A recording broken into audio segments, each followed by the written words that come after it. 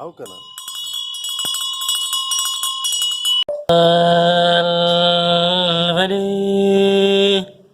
بسم الله الرحمن الرحیم. خوږ مینه ول السلام علیکم. اقبال محسن یم د رټون بنې سره جوړ یم. په دلاره باندې تلم یو ملګری مې ولیدو هغه صفاګه خرڅول هغه ته وی بلبلې مخکې چې موږ واړو نو موږ دا خوړه خو مالې په خپل نوم نه راتله. راځئ دغه ملګري سره ملاقات کوم چې په خپل غریبۍ کې په باران او په جړۍ کې هغه په لارو کوڅو باندې ګرځي د ماشومانو دپاره دغه څیزونه را جوړوي د دغې بلبلو نه او د دغې دا کوم چې د ده سره شیان دي د هغې نه مرغۍ جوړوي، سینډل ترې را جوړوي، مختلف څیزونه ترې را جوړوي. واړه په خوراک هم خوشحاله شي او بیا چې کوم څیز ورته ده را جوړ کړي په هغې باندې هم خوشحاله شي. نو راځئ چې د سره مېله شو. السلام علیکم. وعلیکم السلام. ستاسو نوم دی؟ زما عبدالوهاب و. د کوم ځای؟ اشیزو مهرې. بونیر اشیزو مهرې. دا تاسو د چې دي ته څه نوم وایي او د دې په حواله باندې خپلې خبرې وکړه. دا بلبلې دی. ها بلبلې. بلبلې څه مطلب لکه دا چاکلیټ چینی اوبه نیمبو د دې نه جوړو. په خپله جوړوئ؟ خپله جوړو. د څه څه نه؟ چینی ده، اوبه ده، نیمبو دی او شکرین دغه څیزونه خو پکې نشته. د صحت مضر خو نه دي، مطلب نقصان دي خو نه دي که نه؟ نقصان دي نه دي. نو دا زه یم که دغه ته یو ښکلې څه ته جوړ کړي نو ښه به نه وي. زه ته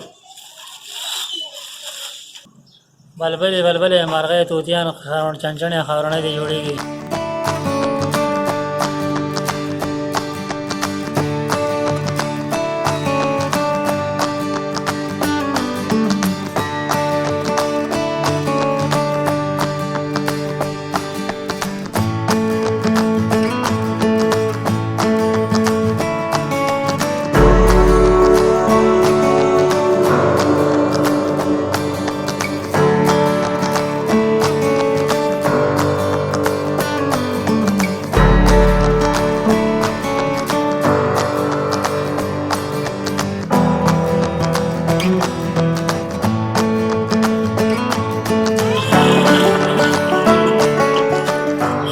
دا په ټیمانو باندې چمپلو باندې تاسو دا کباړ مړ په وسره مال چاله ټیم چاله په چمپلا چاله په بوټو غوړو ډبه چې ته وګړه وړي. ټیک شو. د 10 روپو راوال د 100 روپو پورې تاسو دا ټیک شو. ډیره زیاته مهرباني.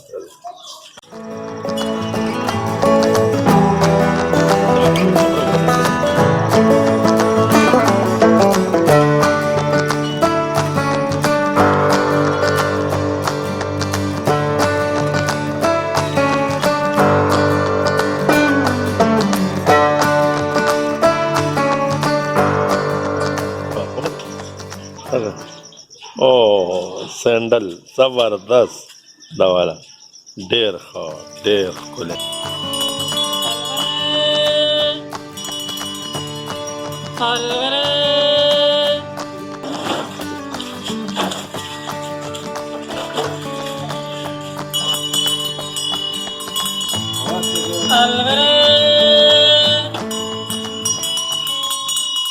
الله پاک دې وکړي چې زموږ دغه لاچاره بېوسه خلک هم او زموږ دغه ماشومان هم او زموږ په ټمپریچر کې چې څومره خلک دی دغه همدا په یو بل باندې میینان شي، په یو بل باندې د مینې او د محبتو او د ښکلاګانو او ګلونه په یو بل باندې ونولي.